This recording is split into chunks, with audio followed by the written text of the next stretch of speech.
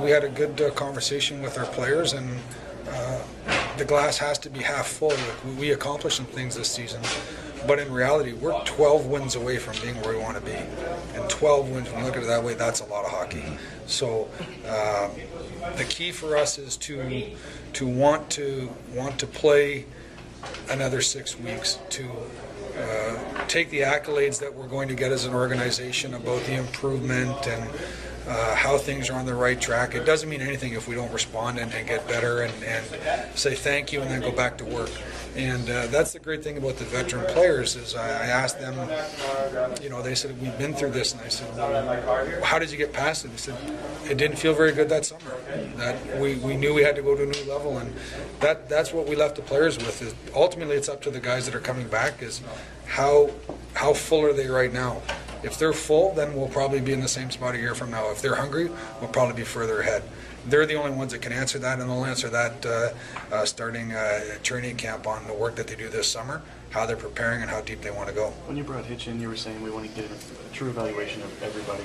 Were you able to do that based on what happened? Yeah, he's a hell of a coach. No. I think that he put a system in place that we could evaluate our players. I think that there was a lot of good things that happened to our team.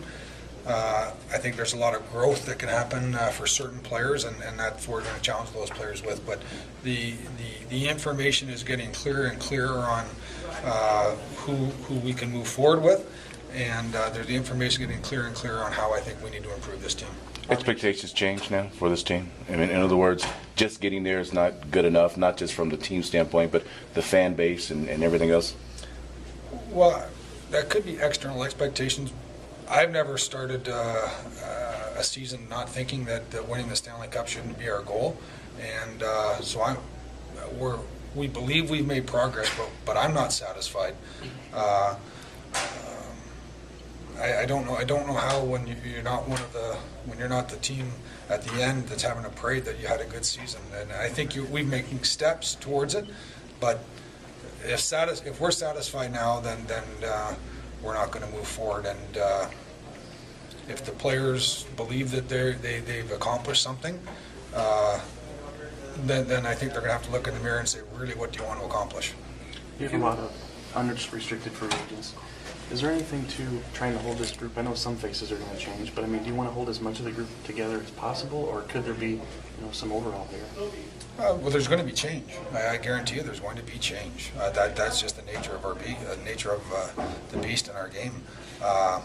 But I need to sit down with our coaching staff and find out, get their evaluations on the players on where they believe who can help us moving forward. And then, as you said, there's unrestricted free agents. They also have they also have a say in where they go. They may not want to come back here, So. We'll have to sit down and decide that, but those are things that I'm a firm believer in using the time that you're given. July 1st is the next deadline that I have to worry about for this team. We have the draft and other things that will come into play before that, but for the NHL team, July 1st is the next deadline where they're going to sign our free agents, our unrestricted guys, or they'll test the market, and if they test the market, we test the market. And as far as the restricted free agents, I believe in the strength of our organization, and I believe in the strength of our current ownership group, and that if it changes, the strength of that ownership group, that we'll be ready to match any offer that'll be given to a player if we want to keep them.